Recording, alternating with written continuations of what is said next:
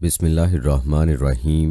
السلام علیکم دوستو، آج کی اس خاص ویڈیو میں قوم لوط اور اصحاب ایکا یعنی جنگل والی قوم کی عبرتناک داستان قرآن اور موجودہ سائنس کی روشنی میں بیان کریں گے۔ اس ویڈیو میں آپ یہ بھی جانیں گے کہ حضرت لوط علیہ السلام کی بیوی عبرت کا نشان کیوں بنی، اور شیطان لاقیس کے حوالے سے بھی آپ جانیں گے کہ جس بدبخت نے قوم لوط کی عورتوں کو ہم جنس پرستی سکھائی تھی، بلکہ ویڈیو کے آخر میں حضرت شعیب علیہ السلام کی قوم اصحاب ایکا کے حوالے سے بھی آپ کو بتائیں گے کہ یہ قوم کس درخت کی پوجا کرتی تھی اور ان پر کون سا عذاب آیا۔ بس دوستو، آپ سے یہ ریکویسٹ کروں گا کہ اگر آپ کو ہماری یہ ویڈیو اچھی لگے تو اس ویڈیو کو لائک ضرور کیجیے گا اور کمنٹ سیکشن میں آپ اپنی رائے کا اظہار بھی لازمی کیجیے گا۔ تو چلیے بلا تاخیر اس ویڈیو کا باقاعدہ آغاز کرتے ہیں، اور سب سے پہلے آپ کو یہ بتاتے ہیں کہ حضرت لوط علیہ السلام کا زمانہ بالکل وہی ہے جو حضرت ابراہیم علیہ السلام کا تھا۔ حضرت لوط علیہ السلام کو حضرت ابراہیم علیہ السلام کے ایک نواحی علاقے میں پیغمبر بنا کر بھیجا گیا تھا۔ یہ لوگ، جیسا کہ قرآن ہمیں بتاتا ہے، بدفعلی کی عادت بد میں مبتلا تھے، جو اس وقت تک کی دنیا میں ایک نامعلوم عمل شمار ہوتی تھی۔ جب حضرت لوط علیہ السلام نے ان لوگوں کو بدفعلی سے روکا اور انہیں اللہ تعالیٰ کی جانب سے تنبیہ پہنچائی، تو انہوں نے حضرت لوط علیہ السلام کو پیغمبر ماننے اور کوئی بھی نصیحت قبول کرنے سے انکار کر دیا اور غیر فطری فعل سے شغل جاری رکھا۔ آخر اللہ تعالیٰ نے ان لوگوں پر عذاب نازل کیا اور وہ لوگ ایک عبرت انگیز حادثے کی بنا پر روئے زمین سے نیست و نابود ہو گئے۔ وہ شہر جو قوم لوط کا مسکن تھا، اسے عہد نامہ عتیق میں سدوم یعنی گناہ کاروں، بدفعلیاں کرنے والوں کا شہر لکھا گیا ہے۔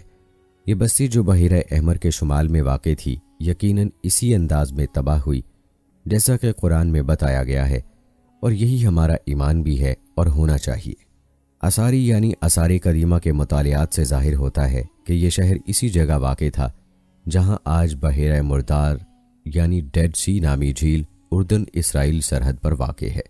اس عذاب کی باقیات کا تجزیہ کرنے سے قبل ہم یہ دیکھتے ہیں کہ قوم لوط کو اسی انداز میں سزا کیوں دی گئی، یہ بتاتے ہوئے کہ حضرت لوط علیہ السلام نے اپنی قوم کو کس طرح متنبع کیا اور ان لوگوں نے کیا جواب دیا۔ قرآن کہتا ہے، لوط علیہ السلام کی قوم نے رسولوں کو جھٹلایا۔ یاد کرو جب ان کے بھائی لوط نے ان سے کہا، کیا تم ڈرتے نہیں؟ میں تمہارے لیے ایک امانت دار رسول ہوں، لہٰذا تم اللہ سے ڈرو اور میری اطاعت کرو۔ میں اس کام پر تم سے کسی اجر کا طالب نہیں ہوں، میرا اجر تو رب العالمین کے ذمے ہے۔ کیا تم دنیا کی مخلوق میں سے مردوں کے پاس جاتے ہو اور تمہاری بیویوں میں تمہارے رب نے تمہارے لیے جو کچھ پیدا کیا اسے چھوڑ دیتے ہو؟ بلکہ تم لوگ تو حد سے ہی گزر گئے ہو۔ ان لوگوں نے کہا، اگر تو ان باتوں سے باز نہ آیا تو جو لوگ ہماری بستیوں سے نکالے گئے ہیں ان میں تو بھی شامل ہو کر رہے گا۔ اس پر حضرت لوط علیہ السلام نے کہا، تمہارے کرتوتوں پر جو لوگ کڑ رہے ہیں میں ان میں شامل ہوں۔ حضرت لوط علیہ السلام کی دعوت حق کے جواب میں ان لوگوں نے انہیں دھمکانا شروع کر دیا۔ یہ لوگ حضرت لوط علیہ السلام اور ان کے ماننے والوں کی راست بازی کے باعث ان سے نفرت کرنے لگے اور انہیں جلا وطن کرنے کے خواہش مند ہو گئے۔ حضرت لوط علیہ السلام نے اپنی قوم کو روز روشن کی مانند عیاں سچائی کی دعوت دی اور انہیں کھلے بندوں میں تنبیہ کی، لیکن یہ لوگ کسی نصیحت، کسی تنبیہ کو خاطر میں نہیں لائے۔ انہوں نے حضرت لوط علیہ السلام کی بات ماننے سے انکار کیا اور اس سزا کا یقین بھی نہیں کیا جس کی انہیں پیشگی اطلاع دی جا رہی تھی۔ قرآن بتاتا ہے کہ جب ہم نے لوط علیہ السلام کو بھیجا اور اس نے اپنی قوم سے کہا، تم وہ فحش کام کرتے ہو جو تم سے پہلے دنیا والوں میں سے کسی نے نہیں کیا۔ کیا تمہارا حال یہ ہے کہ مردوں کے پاس جاتے ہو اور رازدنی کرتے ہو اور اپنی مجلسوں تک میں برے کام کرتے ہو؟ پھر اس کی قوم کے پاس اس کے سوا کوئی جواب نہ تھا کہ انہوں نے کہا، لیا اللہ کا عذاب اگر تو سچا ہے۔ اپنی قوم کا یہ جواب سننے کے بعد حضرت لوط علیہ السلام نے اللہ تعالیٰ سے مدد مانگی، اے میرے رب، ان مفسدوں کے مقابلے میں میری مدد فرما۔ اے میرے پروردگار، مجھے اور میرے اہل و عیال کو ان کے بد کرداروں سے نجات دے۔ حضرت لوط علیہ السلام کی دعا پر اللہ تعالیٰ نے آدمیوں کی شکل میں 2 فرشتے بھیجے۔ حضرت لوط علیہ السلام کے پاس آنے سے پہلے یہ فرشتے حضرت ابراہیم علیہ السلام کے پاس گئے۔ انہوں نے حضرت ابراہیم علیہ السلام کو خوشخبری دی کہ ان کی بیوی کے یہاں بچے کی ولادت ہوگی اور یہ بھی بتایا کہ انہیں بھیجنے کا مقصد قوم لوط کے اوباش، عیاش اور گمراہ لوگوں کو تباہ کرنا ہے۔ قرآن میں ارشاد ہوتا ہے، ابراہیم نے کہا، اے فرستادگان الہی، اور کیا مہم آپ کو درپیش ہے؟ انہوں نے کہا، ہم ایک مجرم قوم کی طرف بھیجے گئے ہیں تاکہ اس پر پکی ہوئی مٹی کے پتھر برسا دیں جو آپ کے رب کے ہاں حد سے گزر جانے والوں کے لیے نشان زدہ ہیں۔ صرف لوط علیہ السلام کے گھر والے مستثنا ہیں، انہیں ہم بچا لیں گے سوائے اس کی بیوی کے، جس کے لیے اللہ تعالیٰ فرماتا ہے کہ ہم نے مقدر کر دیا ہے کہ وہ پیچھے رہ جانے والوں میں شامل رہے گی۔ دوستو، حضرت ابراہیم علیہ السلام سے ملنے کے بعد یہ فرشتے حضرت لوط علیہ السلام کے پاس آئے۔ وہ ان فرشتوں سے جو انسانی شکل میں تھے ناواقف تھے، اس لیے پہلے تو پریشان ہو گئے، لیکن پھر ان سے بات کرنے کے بعد پرسکون ہو گئے۔ اور جب ہمارے پیغام رساں فرشتے لوط علیہ السلام کے پاس پہنچے تو ان کی آمد سے وہ بہت گھبرایا، اور اس خیال سے کہ انہیں اپنی قوم کے لوگوں سے بچانا بس سے باہر ہوگا، وہ پریشان ہو کر کہنے لگا کہ آج تو بڑی مصیبت کا دن ہے۔ پھر جب یہ پیغام رساں لوط علیہ السلام کے ہاں پہنچے تو اس نے کہا، آپ لوگ اجنبی معلوم ہوتے ہیں؟ انہوں نے جواب دیا، نہیں، بلکہ ہم لوگ وہی چیز لے کر آئے ہیں جس کے آنے میں یہ لوگ شک کر رہے تھے۔ ہم تم سے سچ کہتے ہیں کہ ہم حق کے ساتھ تمہارے پاس آئے ہیں، لہٰذا اب تم کچھ رات ہونے کے بعد اپنے گھر والوں کو لے کر نکل جاؤ اور خود ان کے پیچھے پیچھے چلو۔ تم میں سے کوئی پلٹ کر نہ دیکھے، بس سیدھے چلے جاؤ جدھر جانے کا تمہیں حکم دیا جا رہا ہے۔ اور ہم نے اپنا فیصلہ پہنچا دیا کہ صبح ہوتے ہوتے ان لوگوں کی جڑ کاٹ دی جائے گی۔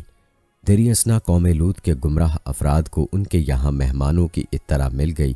وہ اپنے ناپاک ارادے لے کر دوڑے دوڑے حضرت لوط علیہ السلام کے گھر پہنچ گئے۔ انہوں نے ہر طرح کی شرم و حیا کو بالائے طاق رکھتے ہوئے حضرت لوط علیہ السلام سے مطالبہ کیا کہ اپنے مہمان ہمارے حوالے کر دو، اس غرض سے کہ گھر کا کوئی فرد نکل کر بھاگنے نہ پائے۔ ان لوگوں نے حضرت لوط علیہ السلام کے گھر کے گرد گھیرا ڈال دیا۔ حضرت لوط علیہ السلام اپنے مہمانوں کا خیال کر کے بے حد پریشان ہوئے اور اپنی قوم سے کچھ یوں خطاب فرمایا، اے لوگو، یہ میرے مہمان ہیں، میری فضیحت نہ کرو، اللہ سے ڈرو اور مجھے رسوا نہ کرو۔ ان لوگوں پر کوئی اثر نہیں ہوا اور وہ جواباً کہنے لگے، کیا ہم تمہیں بارہا منع نہیں کر چکے ہیں کہ دنیا بھر کے ٹھیکیدار نہ بنو؟ اس خیال سے کہ انہیں اور ان کے مہمانوں کو شیطانی سلوک سے سابقہ ہے، حضرت لوط علیہ السلام نے کہا، کاش میرے پاس اتنی طاقت ہوتی کہ تمہیں سیدھا کر دیتا، یا کوئی مضبوط سہارا ہی ہوتا کہ اس کی پناہ لیتا۔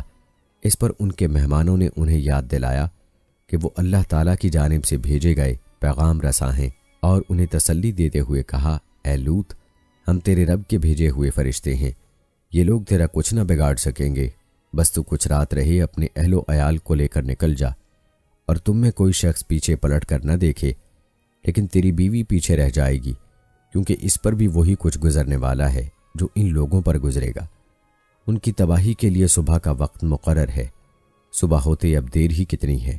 دوستو، آپ نے ملاحظہ فرمایا کہ جب قوم لوط کی سرکشی، گمراہی اور گناہ پر اصرار حد سے بڑھ گیا تو اللہ تعالیٰ نے اس پوری قوم کو نیست و نابود کر دیا، اور صرف حضرت لوط علیہ السلام اور ان کے ماننے والوں کو فرشتے بھیج کر بچا لیا۔ صبح کے وقت بستی کے گمراہ لوگوں کو ایک ہولناک و ہلاکت خیز حادثے یعنی عذاب الہی نے آ لیا، جس کی خبر حضرت لوط علیہ السلام انہیں پہلے ہی دے چکے تھے، اور پھر انہوں یعنی قوم لوط نے اسے یعنی حضرت لوط علیہ السلام کو اپنے مہمانوں کی حفاظت سے باز رکھنے کی کوشش کی۔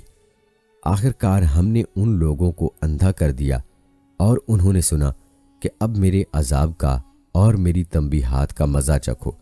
صبح سویرے ہی ایک اٹل عذاب نے ان کو آ لیا، بلکہ قرآن میں اللہ تعالیٰ نے بیان فرمایا ہے کہ آخر کار پو پھڑتے ہی ان کو ایک زبردست دھماکے نے آن گھیرا، اور ہم نے اس بستی کو الٹ دیا اور ان پر پکی ہوئی مٹی کے پتھروں کی بارش برسا دی۔ اس واقعے میں ان لوگوں کے لیے بڑی نشانیاں ہیں جو صاحب فراست ہیں، اور وہ علاقہ جہاں یہ واقعہ پیش آیا تھا گزرگاہ عام پر واقع ہے۔ اس میں سامان عبرت ہے ان لوگوں کے لیے جو ایمان والے ہیں۔ پھر جب ہمارے فیصلے کے عمل میں آنے کا وقت آ پہنچا تو ہم نے اس بستی کو الٹ دیا اور اس پر پکی ہوئی مٹی کے پتھر تابڑ توڑ تہ در تہ بوچھاڑ کی شکل میں برسائے، جن میں سے ہر پتھر تیرے رب کی یہاں نشان زدہ تھا، اور ظالموں سے یہ سزا کچھ دور نہیں۔ پھر باقی ماندہ لوگوں کو ہم نے تباہ کر دیا اور ان پر برسائی پکے ہوئے پتھروں کی ایک برسات، بڑی ہی بری بارش تھی جو ان ڈرائے جانے والوں پر نازل ہوئی۔ یقیناً اس میں ایک نشانی ہے، مگر ان میں سے اکثر ماننے والے نہیں۔ اور یہ حقیقت ہے کہ تیرا رب زبردست بھی ہے اور بے حد رحیم بھی۔ یہ گمراہ لوگ تباہ ہو گئے اور صرف ایک گھرانے کے بقدر حضرت لوط علیہ السلام اور ان کے ماننے والے لوگ بچا لیے گئے۔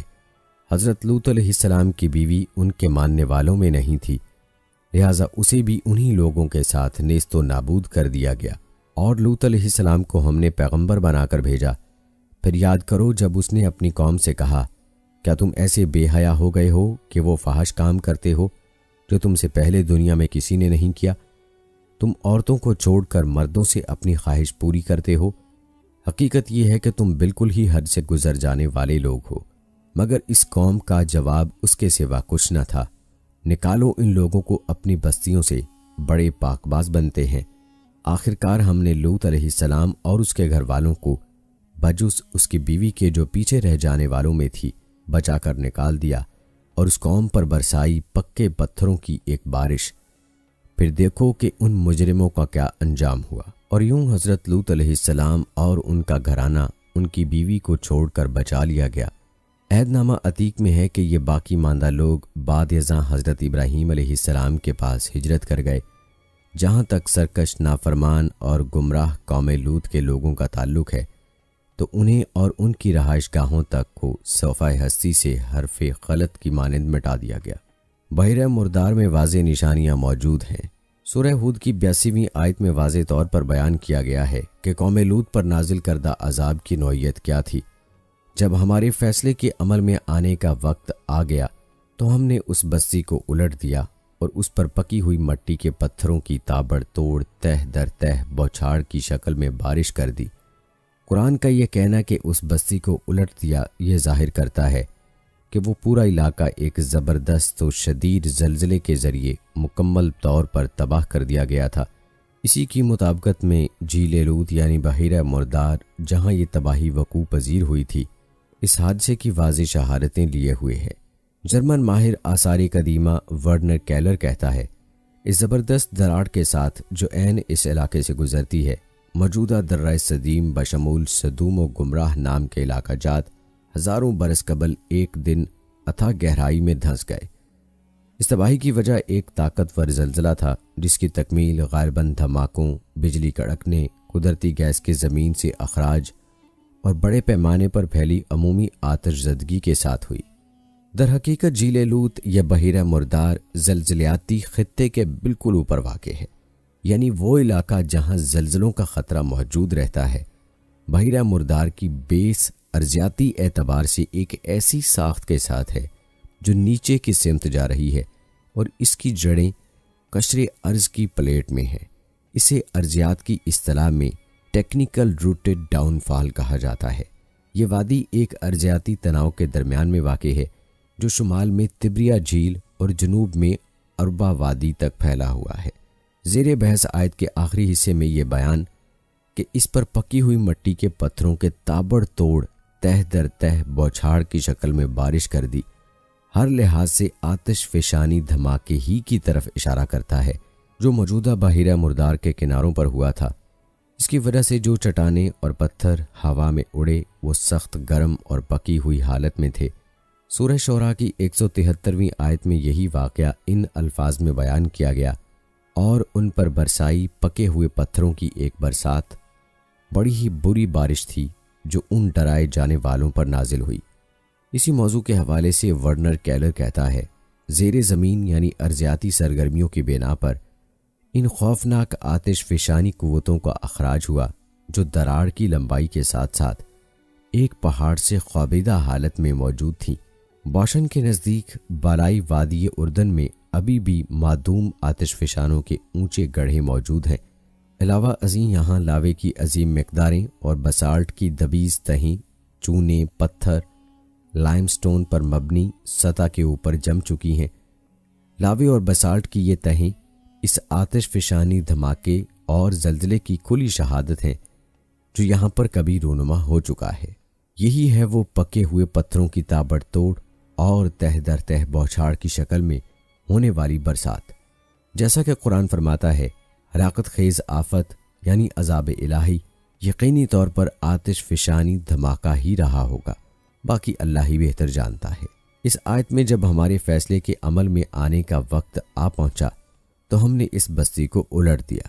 یقیناً ایک زلزلے کا اشارہ ہے جس کی وجہ سے سطح زمین پر آتش فشاں پھٹ پڑے اور ان کے بھیانک اثرات ظاہر ہوئے۔ زمین شک ہو گئی اور آتش فشانی راکھ بشمول پتھر اور چٹان برسنے لگے۔ اس کی پوری حقیقت اللہ ہی کے علم میں ہے۔ واضح نشانیاں جو بحیرہ مردار جھیل لوط سے ظاہر ہوتی ہیں واقعتاً وہ بہت دلچسپ ہیں۔ عام طور پر قرآن میں جن واقعات کا تذکرہ ہے وہ مشرق وسطیٰ، جزیرہ نما عرب اور مصر میں وقوع پذیر ہوئے تھے۔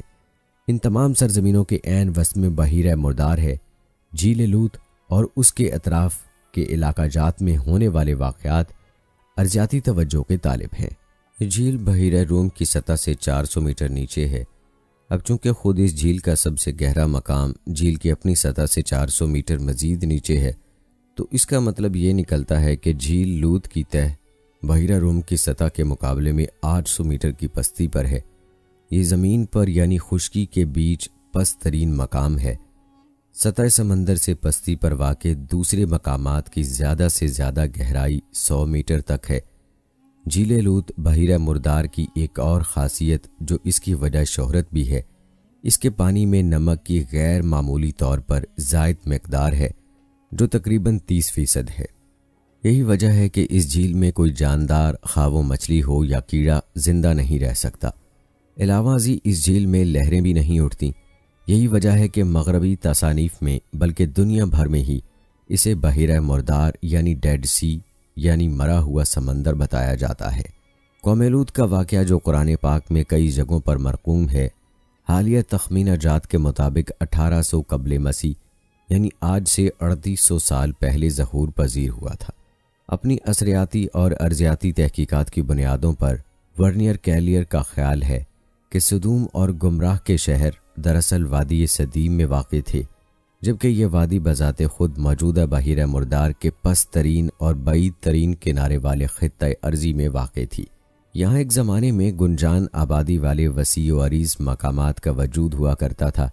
ساخت کے اعتبار سے جھیل لوط کی سب سے دلچسپ خصوصیات وہ ہیں جو قرآن میں قوم لوط کی تباہی کی بابت بیان کردہ آیات کی واضح شہادت فراہم کرتی ہیں۔ بحیرہ مردار کے مشرقی کنارے سے ایک جزیرہ نما ساخت اللسان پانی میں دور تک چلی گئی ہے۔ عربی میں اللسان کا مطلب ہے زبان۔ خشکی سے دیکھنے پر اس جزیرہ نما کی زمین غیر معمولی زاویے پر سطح آب کے نیچے جا کر غائب ہو جاتی ہے، لیکن اصل میں یہ بحیرہ مردار کو 2 حصوں میں تقسیم کرتی ہے۔ جزیرہ نما کے سیدھے ہاتھ پر زمین کی ڈھلوان بہت زیادہ ہے اور وہ 1200 فٹ تقریباً 212 میٹر کی گہرائی تک چلی گئی ہے۔ اللسان کے الٹے ہاتھ پر پانی کی گہرائی مقابلتاً بے حد کم ہے۔ گزشتہ چند برسوں کے دوران صوتی پیمائشوں سے معلوم ہوا ہے کہ یہاں کی گہرائی 50 سے 60 فٹ تقریباً 10 میٹر سے 11.5 میٹر ہے۔ جھیل کا یہ غیر معمولی طور پر اتھلا ہوا حصہ جو جزیرہ نما اللسان سے لے کر انتہائی جنوبی سرے تک پھیلا ہوا ہے، درہ سدیم یعنی ویل آف سدیم ہوا کرتا تھا۔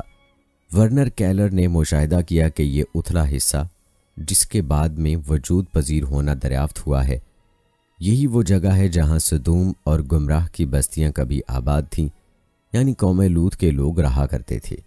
ایک زمانے میں اس علاقے کو پیدل عبور کیا جا سکتا تھا، تاہم اب درہ سدیم یعنی جہاں گمراہ اور سدوم کے شہر تھے، بحیرہ مردار کے زیریں حصے کی سطح آب سے ڈھکا ہوا ہے۔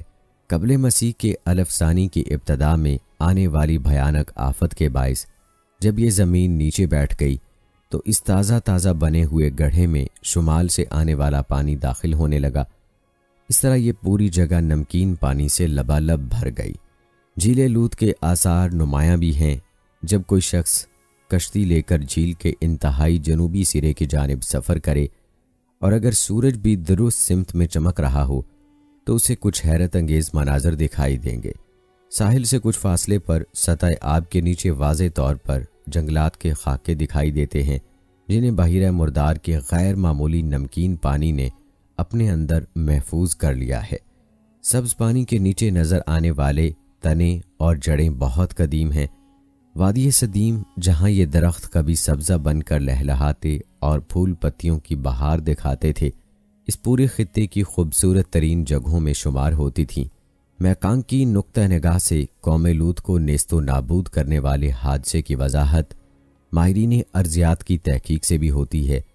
اس سے ظاہر ہوتا ہے کہ متذکرہ زلزلہ زمین میں بہت طویل دراڑ رکھنے کی پٹی یا فالٹ لائن سے آیا۔ یہ رخنہ دریائے شریعت کی بنیاد یعنی بیڈ کے ساتھ 190 کلومیٹر کی لمبائی میں پھیلا ہوا ہے۔ دریائے شریعت کی اپنی مجموعی گہرائی 180 میٹر سے زیادہ نہیں ہے۔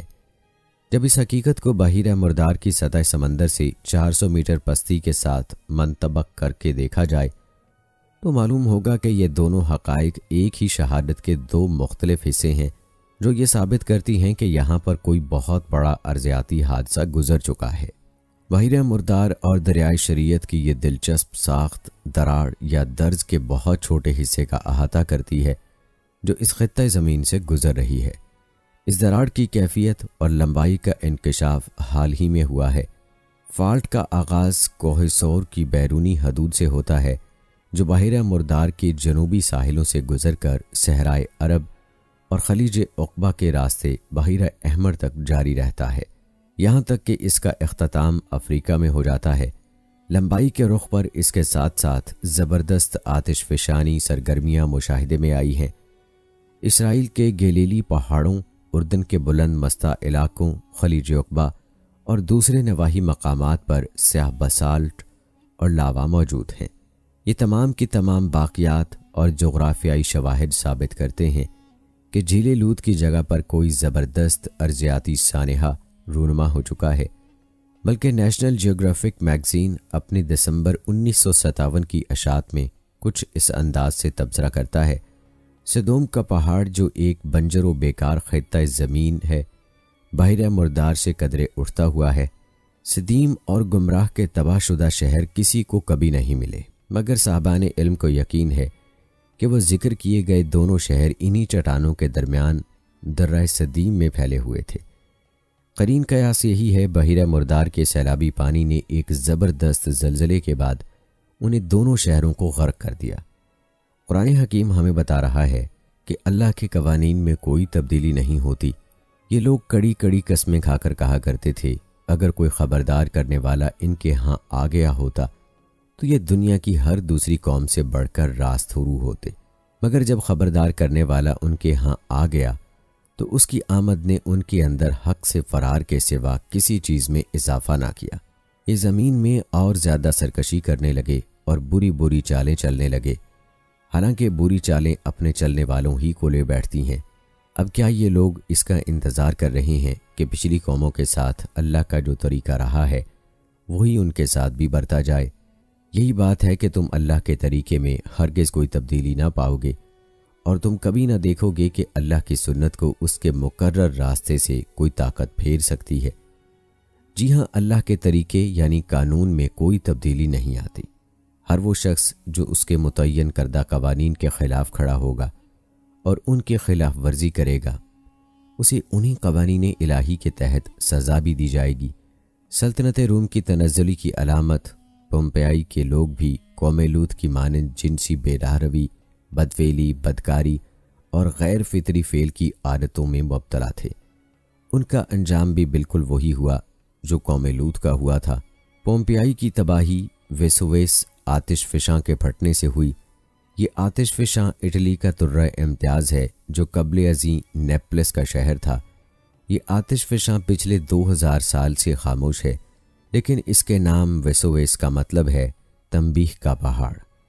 یہ نام بھی بلا وجہ نہیں رکھا گیا ہے۔ وہ آفت جس نے گمراہ اور سدوم کو نابود کر دیا، بالکل ویسی ہی آفت نے پومپیائی کو بھی تباہ و برباد کیا۔ ویسوویس پہاڑ کے ایک طرف نیپلس ہے تو دوسری طرف مشرق میں پومپیائی واقع ہے۔ یہی پہاڑ آج سے 2000 سال پہلے اچانک پھٹ پڑا اور یکا یک بڑی مقدار میں لاوا اور گرم راکھ اس سے ابل پڑے اور پومپیائی شہر کے باسی لاوے اور راکھ میں گھر کر رہ گئے۔ یہ بھیانک حادثہ اتنی تیزی سے رونما ہوا کہ شہر کے ایک ایک چیز اور ایک ایک باسی روزمرہ معاملات سر انجام دیتے ہوئے اس کا شکار ہو گیا، اور یہ لوگ آج تک اسی حالت میں پڑے ہیں جیسے کہ وہ 2000 سال پہلے تھے۔ یوں لگتا ہے جیسے وقت ان کے لیے تھم گیا ہو۔ پومپیائی کی اس انداز میں قدرتی آفت کے ذریعے تباہی یقیناً بے مقصد نہیں تھی۔ تاریخی ریکارڈ ظاہر کرتا ہے کہ یہ شہر بدکاری اور بدفعلی جیسی برائیوں کا عین مرکز تھا۔ یہ شہر بدکاری کے ضمن میں خصوصی شہرت رکھتا تھا، اور یہ چیز اس شہرت میں اتنی زیادہ تھی کہ وہاں کعبہ خانوں کی درست تعداد تک معلوم نہیں ہو سکی۔ بےہودگی اور بے شرمی تمام حدوں کو پار کر چکی تھی۔ پومپیائی میں کعبہ خانوں کے دروازوں پر مردانہ اعضائے تناسل کی اصل جسامت کے پتھر کے بنے ہوئے نمونے لٹکائے جاتے تھے۔ یہاں پر متھرائی عقیدے کے مطابق اخلاط بھی کھلے عام کیا جاتا تھا، مگر ویسوویس کے علاوے نے پورے شہر کو صرف ایک لہجے میں صفحہ ہستی سے مٹا دیا۔ اس واقعے کا سب سے عبرتناک پہلو یہ ہے کہ اتنے بھیانک آتش فشانی ابال کے باوجود شہر کا ایک فرد بھی بچ کر نہیں بھاگ سکا۔ یوں لگتا ہے جیسے انہیں یہ آفت آنے کا احساس بھی نہیں ہوا، یا پھر وہ اس آفت کے نزول پر مسحور تھے۔ کھانا کھاتے ہوئے ایک گھرانہ چشمے زدن میں پتھرا گیا، متعدد جوڑے بحالت اخلاط پتھرا گئے۔ ایک اور سب سے توجہ طلب چیز یہ بھی ہے کہ ان میں سے کئی جوڑے ہم جنس پرستوں کے ہیں جنہیں اسی حالت میں اللہ کے عذاب نے آن گھیرا۔ گرم راکھ اور لاوے نے انہیں کوئی مہلت دیے بغیر پتھر کے بتوں میں تبدیل کر دیا۔ پومپیائی سے برآمد ہونے والے بعض پتھریلی لاشوں کے چہروں پر بھی خوف کا کوئی نشان نہیں ہے۔ بیشتر لاشوں کے چہروں پر حیرت، سراسیمگی یا پریشانی جیسے تاثرات عموماً پائے گئے ہیں۔ اس آفت اور آفت رسیدگی کا ایک ناقابل فہم پہلو بھی ہے۔ یہ کیسے ممکن ہے کہ ہزاروں لوگ کچھ بھی دیکھیں اور سنے بغیر موت کا نوالا بننے کا انتظار کرتے رہے ہوں؟ یہی پہلو ہمیں بتاتا ہے کہ پومپیائی کے لوگ بھی بالکل ویسے ہی تباہ کن عوامل کا شکار ہوئے جن کے بارے میں قرآن نے وضاحت فرمائی ہے، کیونکہ قرآن جب کبھی ایسے واقعات کا حوالہ دیتا ہے تو اچانک تباہی کا صرف ایک اشارہ دیتا ہے۔ مثال کے طور پر سورہ یاسین میں بیان کردہ شہر کے باسی ایک لمحے میں تمام کے تمام مر گئے۔ یہ کیفیت سورہ یاسین کی 29ویں آیت میں کچھ اس طرح بتائی گئی ہے: بس ایک دھماکہ ہوا اور یکا یک وہ سب بجھ کر اور خاموش ہو کر رہ گئے۔ سورہ القمر کی 31ویں آیت میں ایک بار پھر قوم سمود کی تباہی کا تذکرہ کرتے ہوئے اچانک تباہی کا حوالہ دیا گیا ہے: ہم نے ان پر بس ایک ہی دھماکہ چھوڑا اور وہ باڑے والے کی روندی ہوئی باڑ کی طرح بھس ہو کر رہ گئے۔ پومپیائی کے لوگوں کی موت بھی ایسی ہی سرعت رفتاری کے ساتھ ہوئی جس کا تذکرہ پہلے آیات میں کیا گیا ہے۔ اس کے باوجود جہاں کبھی پومپیائی تھا اس کے آس پاس لوگوں نے اب تک کوئی خاص عبرت نہیں پکڑی۔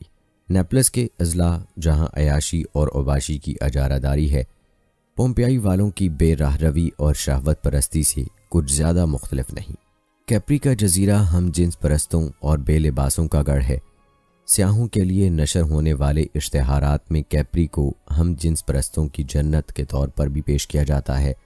معاملہ صرف کیپری جزیرے یا اٹلی تک ہی محدود نہیں، بلکہ قریب قریب تمام دنیا کی یہی صورتحال ہوتی جا رہی ہے۔ اسی طرح اخلاقی زوال پذیری ہر وقت روبہ عمل ہے، اور آج کے لوگ ماضی کی تباہ شدہ معدوم و معتوب تہذیبوں کے لوگوں سے عبرت پکڑنے کے لیے تیار نظر نہیں آتے۔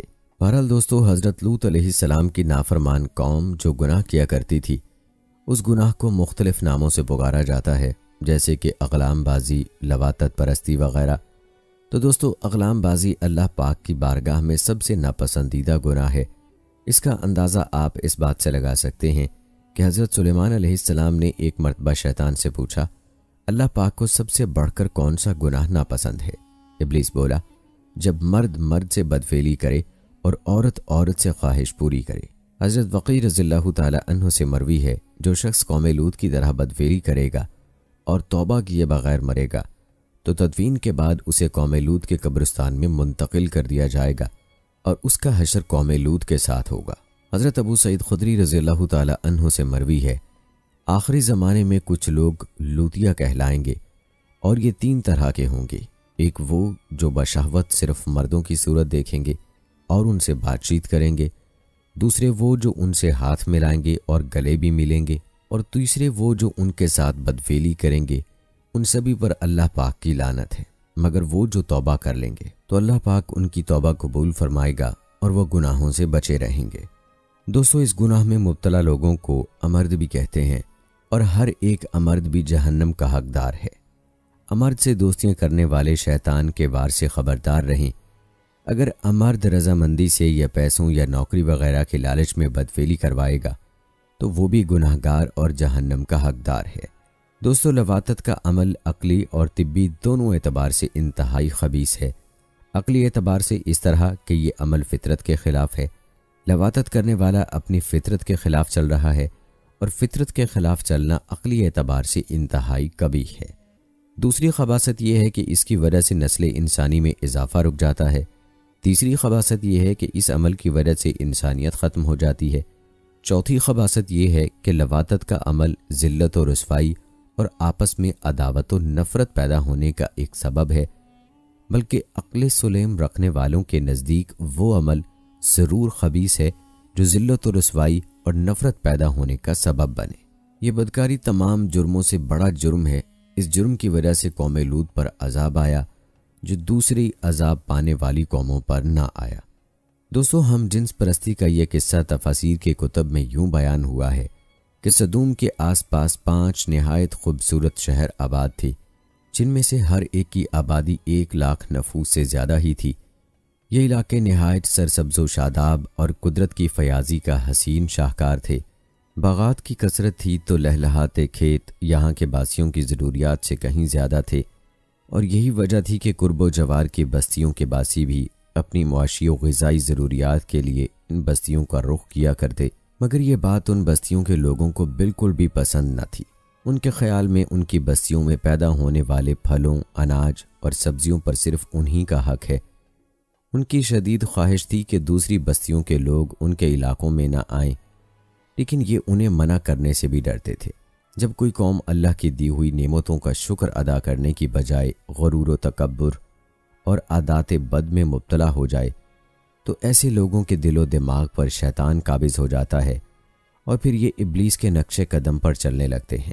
لہٰذا ایک دن بستی کے لوگ باہر سے آنے والوں کو روکنے کے طریقہ کار پر غور و خوض کر رہے تھے کہ لاقیس بن ابلیس ایک بزرگ کی شکل میں ان کی محفل میں آیا اور کہا، اگر تم ان سے پیچھا چھڑانا چاہتے ہو تو میرے کہنے پر عمل کرو۔ اجنبی بزرگ کی یہ بات سب نے نہایت توجہ سے سنی اور طریقہ بتانے پر اصرار کیا، تو لاقیس بن ابلیس نے کہا کہ کل بتاؤں گا۔ دوسرے دن بدبخت لاقیس بن ابلیس خود ایک خوبصورت نوعمر لڑکے کے بھیس میں آیا اور انہیں اپنی عورتوں کی بجائے مردوں کے ساتھ فعل بد کرنا سکھایا۔ اس طرح لاقیس بن ابلیس کے کہنے پر اس بدکاری کے موجد یہی ملعون لوگ تھے۔ انہوں نے شیطان کی ایما پر ایک ایسا گناہ ایجاد کیا جس کا اولاد آدم میں اس سے پہلے کسی کو خیال تک نہیں آیا تھا۔ لاقیس بن ابلیس نے ان لوگوں سے کہا کہ اگر تم لوگ مہمانوں کی آمد سے نجات چاہتے ہو تو اس کی تدبیر بس یہی ہے کہ زبردستی اس کے ساتھ بدفعلی کرو۔ لہٰذا سب سے پہلے لاقیس بن ابلیس خود ایک خوبصورت لڑکے کی شکل میں ظاہر ہوا تھا اور اپنے ساتھ ان لوگوں سے خوب بدفعلی کرائی۔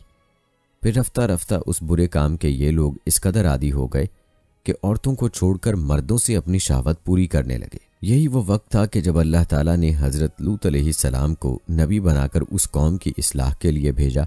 حضرت لوط علیہ السلام نے ان کو توحید کی دعوت دی اور بے ہدہ حرکات سے منع فرمایا۔ قرآن پاک میں اللہ تعالیٰ فرماتے ہیں کہ لوط کو یاد کرو جب انہوں نے اپنی قوم سے کہا کہ تم بے حیائی کے کام کیوں کرتے ہو؟ کیا تم عورتوں کو چھوڑ کر لذت حاصل کرنے کے لیے مردوں کی طرف مائل ہوتے ہو؟ حقیقت یہ ہے کہ تم احمق لوگ ہو۔ دوستو، حضرت لوط علیہ السلام اپنی قوم کی عادت بد کی وجہ سے بڑے فکر مند رہتے اور دن رات انہیں نصیحت و تبلیغ کرتے رہتے، لیکن قوم پر اس کا کوئی اثر نہ ہوا، بلکہ وہ مزید ڈھٹائی اور ہٹ دھرمی کے ساتھ فخری انداز میں یہ کام کرنے لگے۔ اس کے ساتھ ہی وہ حضرت لوط علیہ السلام کے ساتھ بھی سخت رویہ رکھتے اور ان کی باتوں کا مذاق اڑاتے۔ ارشاد باری تعالیٰ ہے، اور قوم لوط نے بھی پیغمبروں کو جھٹلایا جب ان سے ان کے بھائی لوط نے کہا کہ تم کیوں نہیں ڈرتے، میں تو تمہارا امانت دار پیغمبر ہوں، تو اللہ سے ڈرو اور میرا کہنا مانو، اور میں تم سے اس کام کا بدلہ نہیں مانگتا، میرا بدلہ اللہ رب العالمین کے ذمے ہے۔ کیا تم اہل عالم میں سے لڑکوں پر مائل ہوتے ہو، اور تمہارے پروردگار نے جو تمہارے لیے تمہاری بیویاں پیدا کی ہیں ان کو چھوڑ دیتے ہو؟ حقیقت یہ ہے کہ تم حد سے نکل جانے والے ہو۔ انہیں حضرت لوط علیہ السلام کا سمجھانا برا لگتا تھا۔ قصہ مختصر قرآن کریم میں ارشاد ہے کہ انہوں نے لوط علیہ السلام سے ان کے مہمانوں کو لینا چاہا تو ہم نے ان کی آنکھیں اندھی کر دیں۔ ابھی صبح کا آغاز ہی ہوا تھا کہ اللہ تعالیٰ کے حکم سے حضرت جبرائیل علیہ السلام نے بستی کو اپنے پر سے اکھیڑا اور پھر اپنے بازو پر رکھ کر آسمان پر چڑھ گئے، حتیٰ کہ آسمان والوں نے بستی کے کتوں کے بھونکنے اور مرغوں کے بولنے کی آوازیں سنی، پھر اس بستی کو زمین پر دے مارا، جس کے بعد ان پر پتھروں کی بارش ہوئی۔ ہر پتھر پر مرنے والے کا نام لکھا ہوا تھا۔ جب یہ پتھر ان کو لگتے تو سر پاش پاش ہو جاتے۔ صبح سویرے شروع ہونے والا یہ عذاب اشراق تک پوری بستی کو نیست و نابود کر چکا تھا۔ اگر کوئی شخص بستی سے باہر تھا تو اسے وہ پتھر اسی جگہ جا لگا جہاں وہ تھا۔ اللہ تعالیٰ نے قرآن پاک میں فرمایا، پھر جب ہمارا حکم پہنچا تو ہم نے وہ بستیاں الٹ دیں اور اس زمین پر کھنگر کے پتھر برسانا شروع کیے جو لگاتار گر رہے تھے، جس پر تمہارے رب کی طرف سے خاص نشان بھی تھے، اور وہ ظالموں سے کچھ دور نہیں۔ قوم لوط کی ان خوبصورت بستیوں کو اللہ تعالیٰ نے ایک انتہائی بدبودار اور سیاہ جھیل میں تبدیل کر دیا، جس کے پانی سے رہتی دنیا تک کوئی فائدہ نہیں اٹھایا جا سکتا۔ سمندر کے اس خاص حصے میں کوئی جاندار مچھلی، مینڈک وغیرہ زندہ نہیں رہ سکتا، اسی لیے اسے بحیرہ مردار کہا جاتا ہے۔ جیسا کہ پہلے بیان کیا کہ کچھ سال پہلے بحیرہ مردار کے ساحل پر قوم لوط کی بستیوں کے بعض تباہ شدہ آثار ظاہر ہوئے، جبکہ اللہ تعالیٰ نے 1400 برس پہلے قرآن کریم میں فرما دیا تھا کہ ہم نے اس بستی کو کھلی عبرت کی نشانیاں بنا دیا ان لوگوں کے لیے جو عقل رکھتے ہیں۔ اور دوستو، اگر موجودہ دور کی بات کی جائے، بڑے افسوس سے کہنا پڑتا ہے کہ لواطت پرستی موجودہ دور میں بھی ہے۔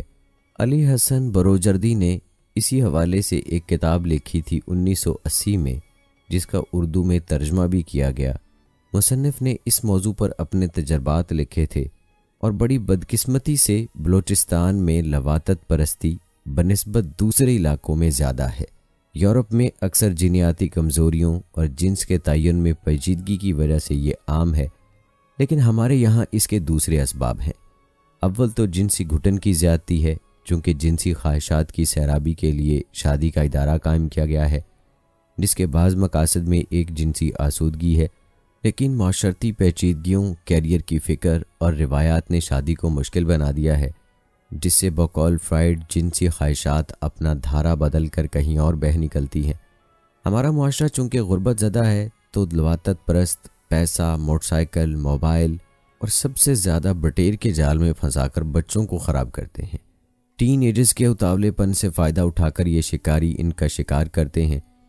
چونکہ خواہشات اندھی ہوتی ہیں، اس لیے اس میں پیشے اور رتبے کی قید نہیں، محترم پیشوں سے تعلق رکھنے والے بھی اس میں مبتلا ہیں۔ اب ذمہ داری 3 طبقوں پر عائد ہوتی ہے۔ اول والدین پر کہ اپنے بچوں کو صحیح تربیت دیں، ان کی جلد شادیاں کرائیں، بچوں پر گہری نظر رکھیں۔ دوسری اساتذہ کی کہ بچوں کو اس کے متعلق سمجھائیں۔ چھوٹے شہروں کے لوگ ایک دوسرے کو جانتے ہیں، بچوں کو غلط لوگوں کے بارے میں متنبع کریں۔ تیسری ذمہ داری ہمارے علماء کرام کی ہے کہ اپنے مواعظ میں ان باتوں پر کھل کر بات کریں، معاشرے کو ایجوکیٹ کریں، شادی کے راستے میں حائل روایتوں کی مذمت کریں اور ان کے خاتمے کے لیے اقدامات کریں تاکہ معاشرہ اجتماعی عذاب اور ذہنی پراگندگی سے محفوظ رہے۔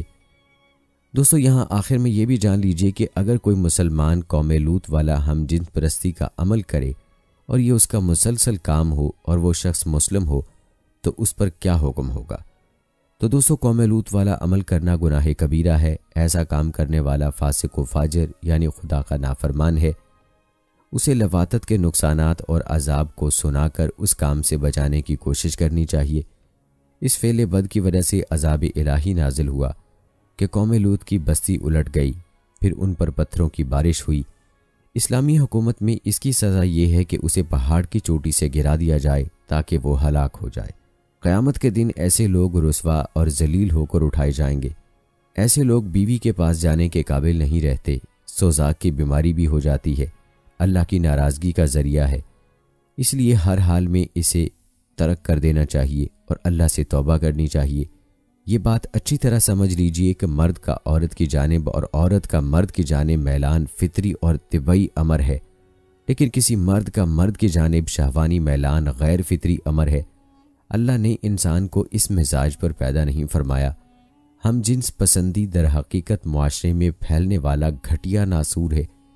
اس کی وجہ یہ ہے کہ لوگوں کے دل ایمانیات اور عقائد سے عاری ہو کر کافروں کے معاشرے کی تقلید میں لگے ہوئے ہیں، جنہوں نے فطری امور سے تصادم کی راہ اختیار کی ہے۔ پھر یہ ہم جنس پسندی بڑھتے ہوئے عشق تک جا پہنچتی ہے، جس کی بنا پر لڑکی اپنی معشوقہ کو دیکھے، سنے اور بات کیے بغیر نہیں رہ سکتی، اور معاملہ جو ہے وہ طبق زنی تک جا پہنچتا ہے۔ اللہ رب العزت ہمیں قوم لوط سے عبرت حاصل کرنے کی توفیق عطا فرمائے اور ہماری امت کو اس گناہ سے محفوظ رکھے۔ دوستو، اصحاب ایکا کے حوالے سے بھی یہاں بات کرتے ہیں۔ قوم شعیب کو اصحاب ایکا بھی کہا جاتا ہے۔ اس سے شعیب علیہ السلام کی قوم اور بستی مدین کے اطراف کے باشندے مراد ہیں، اور کہا جاتا ہے کہ ایکا کے معنی گھنا درخت کے ہیں، اور ایسا ایک درخت مدین کے نواحی آبادی میں تھا جس کی پوجا پاٹ ہوتی تھی۔ حضرت شعیب علیہ السلام کا دائرہ نبوت اور حدود و دعوت و تبلیغ مدین سے لے کر اس کی نواحی آبادی تک تھا، جہاں ایک درخت کی پوجا ہوتی تھی۔ وہاں کے رہنے والوں کو اصحاب الایکا کہا گیا ہے۔ اس لحاظ سے اصحاب الایکا اور اہل مدین کے پیغمبر ایک ہی یعنی حضرت شعیب علیہ السلام تھے، اور یہ ایک ہی پیغمبر کی امت تھی۔ دوستو، سب سے پہلے حضرت شعیب علیہ السلام کی قوم پر عذاب کی وجہ بتاتے ہیں، جو کہ انتہائی عبرتناک ہے۔ دوستو، حضرت شعیب علیہ السلام کی قوم کو اللہ پاک نے بے شمار نعمتوں سے نوازا تھا، جیسا کہ پھلدار باغات سے سرسبز و شاداب کھیت، مال و دولت کی کثرت اور جسمانی حسن و جمال، لیکن اس قوم نے ان نعمتوں پر اللہ تعالیٰ کا شکر گزار ہونے کی بجائے سرکشی کا راستہ اختیار کیا۔ اس بات کو اللہ پاک نے قرآن مجید میں ان الفاظ سے بیان کیا ہے، اور ہم نے مدین کی طرف اس کے بھائی شعیب کو بھیجا۔ اس نے کہا، اے میری قوم کے لوگو، اللہ کی بندگی کرو، اس کے سوا تمہارا کوئی معبود نہیں، اور ناپ تول میں کمی نہ کیا کرو۔ میں دیکھ رہا ہوں کہ تم خوشحال ہو، یعنی خدا نے تمہیں بہت کچھ دے رکھا ہے، بس کفران نعمت سے بچو۔ میں ڈرتا ہوں کہ تم پر عذاب کا ایسا دن نہ آ جائے جو سب پر چھا جائے گا، اور اے میری قوم کے لوگو، ناپ تول انصاف کے ساتھ پوری کیا کرو۔ لوگوں کو ان کی چیزیں ان کے حق سے کم نہ دو، ملک میں فساد پھیلاتے نہ پھرو۔ اگر تم میرا کہا مانو تو جو کچھ اللہ کا دیا کاروبار میں بچ رہے۔ چلیے دوستو، اب آپ کو بتاتے ہیں کہ حضرت شعیب علیہ السلام نے اپنی اس نافرمان قوم میں اللہ تعالیٰ کی وحدانیت کی تبلیغ کب اور کیسے شروع کی، اور پھر اس نافرمان قوم نے اپنے محسن کے ساتھ کتنا برا سلوک کیا۔ دوستو، حضرت شعیب علیہ السلام جب اپنی قوم میں مبعوث ہوئے تو انہوں نے دیکھا کہ خدا کی نافرمانی اور معصیت کا ارتکاب صرف افراد و احاد میں ہی نہیں پایا جاتا، بلکہ ساری قوم گرداب ہلاکت میں مبتلا ہے، اور اپنی بدعمالیوں میں اس قدر سرمست و سرشار ہے کہ ایک لمحے کے لیے بھی ان کو یہ احساس نہیں ہوتا کہ یہ جو کچھ ہو رہا ہے معصیت اور گناہ ہے، بلکہ وہ اپنے ان اعمال کو باعث فخر سمجھتے ہیں۔ ان کی بہت سی بد اخلاقیوں اور نافرمانیوں سے قطع نظر جن قبیح امور نے خصوصیت کی ساتھ ان میں رواج پا لیا تھا، وہ یہ تھے بت پرستی اور مشرکانہ رسوم و عقائد، خرید و فروخت میں پورا لینا اور کم تولنا، یعنی دوسرے کو اس کے حق سے کم دینا اور اپنے لیے حق کے مطابق لینا، بلکہ اس سے زیادہ۔ تمام لات میں کھوٹ اور ڈاکہ زنی قوموں کے عام رواج کے مطابق دراصل ان کی رفاہیت، خوش عیشی، دولت و ثروت کی فراوانی، زمین اور باغوں کی زرخیزی اور شادابی نے ان کو اس قدر مغرور بنا دیا تھا کہ وہ ان تمام امور کو اپنی ذاتی میراث اور اپنا خاندانی ہنر سمجھ بیٹھے تھے، اور ایک ساتھ کے لیے بھی ان کے دل میں یہ خطرہ نہیں گزرتا تھا کہ یہ سب کچھ خدا تعالیٰ کی عطا و بخشش ہے، کہ شکر گزار ہوتے اور سرکشی سے باز رہتے۔ غرض ان کی فارغ البالی نے ان میں طرح طرح کی بد اخلاقیاں اور قسم قسم کی عیوب پیدا کر دیے تھے۔ آخر غیرت حق حرکت میں آئی اور سنت اللہ کے مطابق ان کو راہ حق دکھانے، فسق و فجور سے بچانے اور امین و متقی اور با اخلاق بنانے کے لیے انہی میں سے ایک ہستی کو چن لیا اور شرف نبوت اور رسالت سے نواز کر اس کو دعوت اسلام اور پیغام حق کا امام بنایا۔ یہ ہستی حضرت شعیب علیہ السلام کی ذات گرامی تھی۔ خدا کی توحید اور شرک سے بیزاری کا اعتقاد تو تمام انبیاء علیہ السلام کی تعلیم کی مشترک بنیاد اور اصل ہے، جو حضرت شعیب علیہ السلام کے حصے میں بھی آئی تھی، مگر قوم کی مخصوص بد اخلاقیوں پر توجہ دلانے اور ان کو راہ راست پر لانے کے لیے انہوں نے اس قانون کو بھی اہمیت دی کہ خرید و فروخت کے معاملے میں یہ ہمیشہ پیش نظر رہنا چاہیے کہ جو جس چیز کا حق ہے وہ پورا پورا اس کو ملے، کہ دنیاوی معاملات میں یہی ایک ایسی بنیاد ہے جو متزلزل ہو جانے کے بعد ہر قسم کے ظلم، فسق و فجور اور مہلک خرابیوں اور بد اخلاقیوں کا باعث بنتی ہے۔ الحاصل حضرت شعیب علیہ السلام نے بھی اپنی قوم کی بد اعمالیوں کو دیکھ کر سخت دکھ محسوس کیا اور رشد و ہدایت کی تعلیمات دیتے ہوئے قوم کو انہی اصول کی طرف بلایا جو انبیاء علیہ السلام کی دعوت و ارشاد کا خلاصہ ہے۔ انہوں نے فرمایا، اے قوم، ایک خدا کی عبادت کرو، اس کے علاوہ کوئی پرستش کے قابل نہیں، اور خرید و فروخت میں ناپ تول کو پورا رکھ اور لوگوں کے ساتھ معاملات میں کھوٹ نہ کر، کل تک ممکن ہے تجھ کو ان بد اخلاقیوں کی برائی کا حال معلوم نہ ہوا ہو، مگر آج تیرے پاس خدا کی حجت، نشانی اور برہان آ چکا۔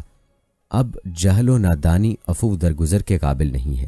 حق کو قبول کر اور باطل سے باز آ، کہ یہی کامرانی اور کامیابی کی راہ ہے، اور خدا کی زمین میں فتنہ و فساد نہ کر جبکہ اللہ تعالیٰ نے اس کی صلاح و خیر کے تمام سامان مہیا کر دیے۔ اگر تجھ میں ایمان و یقین کی صداقت موجود ہے تو سمجھ کہ یہی فلاح و بہبود کی راہ ہے، اور دیکھ ایسا نہ کر کہ دعوت حق کی راہ کو روکنے اور لوگوں کو لوٹنے کے لیے ہر راہ پر جا بیٹھے، اور جو آدمی بھی ایمان لائے اس کو خدا کی راہ اختیار کرنے پر دھمکیاں دینے لگے اور اس میں کجروی پیدا کرنے کے درپے ہو جائے۔ اے افراد قوم، اس وقت کو یاد کرو اور خدا کا احسان مانو کہ تم بہت تھوڑے تھے، پھر اس نے امن و عافیت دے کر تمہاری تعداد کو بیش از بیش بڑھا دیا۔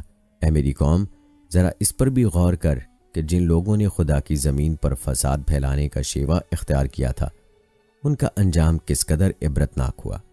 اور اگر تم میں سے ایک جماعت مجھ پر ایمان لے آئی اور ایک جماعت ایمان نہیں لائی تو صرف اتنی ہی بات پر معاملہ ختم ہو جانے والا نہیں، بلکہ صبر کے ساتھ انتظار کر تاکہ اللہ تعالی ہمارے درمیان آخری فیصلہ کر دے، اور وہی بہترین فیصلہ کرنے والا ہے۔ حضرت شعیب علیہ السلام بڑے فصیح و بلیغ تھے، شیریں کلامی، حسن خطابت، طرز بیاں اور طلاقت لسانی میں بہت نمایاں امتیاز رکھتے تھے، اسی لیے مفسرین ان کو خطیب الانبیاء کے لقب سے یاد کرتے ہیں۔ بس انہوں نے نرم و گرم ہر طریقے سے قوم کو رشد و ہدایت کے یہ کلمات ارشاد فرمائے، مگر اس بدبخت قوم پر مطلق کوئی اثر نہ ہوا، اور چند ضعیف اور کمزور ہستیوں کے علاوہ کسی نے پیغام حق پر کان نہ دھرا۔ وہ خود بھی اسی طرح بد اعمال رہے اور دوسروں کی راہ بھی مارتے رہے۔ وہ راستوں میں بیٹھ جاتے اور حضرت شعیب علیہ السلام کے پاس آنے جانے والوں کو قبول حق سے روکتے، اور اگر موقع لگ جاتا تو لوگوں کو لوٹ لیتے، اور اگر اس پر بھی کوئی خوش قسمت لبیک کہہ دیتا تو اس کو ڈراتے، دھمکاتے اور طرح طرح سے کجروی پر آمادہ کرتے۔ لیکن ان تمام باتوں کے باوجود حضرت شعیب علیہ السلام کی دعوت حق کا سلسلہ برابر جاری رہا، تو ان میں سے سربرآوردہ اشخاص کے جن کو اپنی شوکت و طاقت پر غرور تھا، حضرت شعیب علیہ السلام سے کہا، اے شعیب، دو باتوں میں سے ایک بات ضرور ہو کر رہے گی، یا ہم تجھ کو اور تجھ پر ایمان لانے والوں کو اپنی بستی سے نکال دیں گے، یا تم کو مجبور کریں گے کہ پھر ہمارے دین میں واپس آ جاؤ۔ حضرت شعیب علیہ السلام نے فرمایا، اگر ہم تمہارے دین کو غلط اور باطل سمجھتے ہوں تو تب بھی زبردستی مان لیں، یہ تو بڑا ظلم ہے، اور جبکہ ہم کو خدا تعالیٰ نے تمہارے اس دین سے نجات دے دی تو پھر ہم اس کی طرف لوٹ جائیں، تو اس کا مطلب تو یہ ہوگا کہ ہم نے جھوٹ بول کر خدا تعالیٰ پر بہتان باندھا۔ یہ ناممکن ہے۔ ہاں، اگر اللہ کی جو کوئی ہمارا پروردگار ہے یہی مرضی ہو تو وہ جو چاہے گا کرے گا، ہمارے رب کا علم تمام اشیاء پر چھایا ہوا ہے، ہمارا تو صرف اسی پر بھروسہ ہے۔ اے ہمارے پروردگار، تو ہمارے اور ہماری قوم کے درمیان حق اور سچائی کے ساتھ فیصلہ کر دے، تو ہی بہتر فیصلہ کرنے والا ہے۔ قوم کے سرداروں نے جب شعیب علیہ السلام کا عزم و استقلال دیکھا تو ان سے روئے سخن پھیر کر اپنی قوم کے لوگوں سے کہنے لگے، خبردار، اگر تم نے شعیب علیہ السلام کا کہنا مانا تو تم ہلاک و برباد ہو جاؤ گے۔ حضرت شعیب علیہ السلام نے یہ بھی فرمایا، دیکھو خدا تعالیٰ نے مجھ کو اس لیے بھیجا ہے کہ میں مقدور بھر تمہاری اصلاح کی صحیح کروں، اور میں جو کچھ کہتا ہوں اس کی صداقت اور سچائی کے ساتھ خدا کی حجت اور دلیل اور نشانی بھی پیش کیے جا رہا ہوں، مگر افسوس کہ تم اس واضح حجت کو دیکھ کر بھی سرکشی و نافرمانی پر قائم ہو، اور مخالفت کا کوئی پہلو ایسا نہیں ہے جو تم سے چھوٹا ہو، اور پھر میں تم سے اپنی اس رشد و ہدایت کے بدلے میں کوئی اجرت بھی نہیں مانگتا اور نہ کوئی دنیاوی نفع کا طالب ہوں۔ میرا اجر تو اللہ کے پاس ہے، اور اگر تم اب بھی نہ مانو گے تو مجھے ڈر ہے کہ کہیں خدا کا عذاب تم کو ہلاک و برباد نہ کر ڈالے۔ اس کا فیصلہ اٹل ہے اور کسی کی مجال نہیں کہ اس کو رد کر دے۔ دوستو، اس پر قوم کے سردار تیوری چڑھا کر بولے، شعیب، کیا تیری نماز ہم سے یہ چاہتی ہے کہ ہم اپنے باپ دادا کے دیوتاؤں کو پوجنا چھوڑ دیں اور ہم کو اپنے مال و دولت میں یہ اختیار نہ رہے کہ جس طرح چاہیں معاملہ کریں؟ اگر ہم کم تولنا چھوڑ دیں گے، کاروبار میں کھوٹ نہ کریں تو مفلس و کلاش ہو کر رہ جائیں گے۔ پس کیا ایسی تعلیم دینے میں تجھ کو کوئی متین اور سچا رہبر کہہ سکتا ہے؟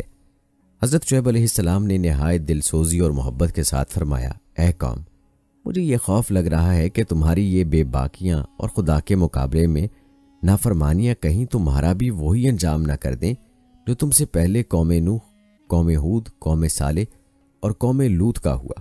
اب بھی کچھ نہیں گیا، خدا کے سامنے جھک جاؤ اور اپنی بد کرداریوں کے لیے بخشش کے طلبگار بن اور ہمیشہ کے لیے ان سے تائب ہو جا۔ بلا شبہ میرا پروردگار رحم کرنے والا اور بہت مہربان ہے، وہ تمہاری تمام خطائیں بخش دے گا۔ قوم کے سرداروں نے یہ سن کر جواب دیا، شعیب، ہماری سمجھ میں کچھ نہیں آتا کہ تم کیا کہتے ہو، تو ہم سب سے کمزور اور قریب ہے۔ اگر تیری باتیں سچی ہوتی تو تیری زندگی ہم سے زیادہ اچھی ہوتی، اور ہم کو صرف تیرے خاندان کا خوف ہے، ورنہ تجھ کو سنگسار کر کے چھوڑ دے تو ہرگز ہم پر غالب نہیں آ سکتا۔ دوستو، حضرت شعیب علیہ السلام نے فرمایا، افسوس ہے تم پر کہ تمہارے لیے خدا کے مقابلے میں میرا خاندان زیادہ ڈر کا باعث بن رہا ہے، حالانکہ میرا رب تمہارے تمام اعمال کا احاطہ کیے ہوئے ہے اور وہ دانا و بینا ہے۔ خیر، اگر تم نہیں مانتے تو تم جانو، تم وہ سب کچھ کرتے رہو جو کر رہے ہو، ان قریب خدا کا فیصلہ بتا دے گا کہ عذاب کا مستحق کون ہے اور کون جھوٹا اور کاذب ہے۔ تم بھی انتظار کرو اور میں بھی انتظار کرتا ہوں۔ آخر وہی ہوا جو قانون الہی کا ابدی سرمدی فیصلہ ہے۔ حجت و برہان کی روشنی آنے کے بعد جب بھی باطل پر اصرار ہوا اور اس کی صداقت کا مذاق اڑایا جائے اور اس کی اشاعت میں رکاوٹیں ڈالی جائیں، تو پھر خدا کا عذاب اس مجرمانہ زندگی کا خاتمہ کر دیتا اور آنے والی قوموں کے لیے اس کو عبرت و معزت بنا دیا کرتا۔ دوستو، قوم شعیب کو حضرت شعیب علیہ السلام کی طرف سے دی گئی اس دعوت حق کو قرآن پاک میں بھی بیان کیا گیا ہے، جس کا ترجمہ ہے، شعیب نے کہا، اے میری قوم کے لوگوں، کیا تم نے اس بات پر غور نہیں کیا کہ اگر میں اپنے پروردگار کی طرف سے ایک دلیل روشن رکھتا ہوں اور اس کے فضل و کرم کا یہ حال ہوگا کہ اچھی سے اچھی روزی عطا فرما رہا ہو، تو پھر بھی میں چپ رہوں اور تمہیں راہ حق کی طرف نہ بلاؤں؟ اور میں یہ نہیں چاہتا کہ جس بات سے تمہیں روکتا ہوں اسے تمہیں تو روکوں اور خود اس کے خلاف چلوں۔ میں تمہیں جو کچھ کہتا ہوں اسی پر عمل بھی کرتا ہوں۔ میں اس کے سوا کچھ نہیں چاہتا کہ جہاں تک میرے بس میں ہے اصلاح حال کی کوشش کروں۔ میرا کام بنتا ہے تو اللہ ہی کی مدد سے بنتا ہے۔ میں نے اسی پر بھروسہ کیا اور اسی کی طرف رجوع کرتا ہوں۔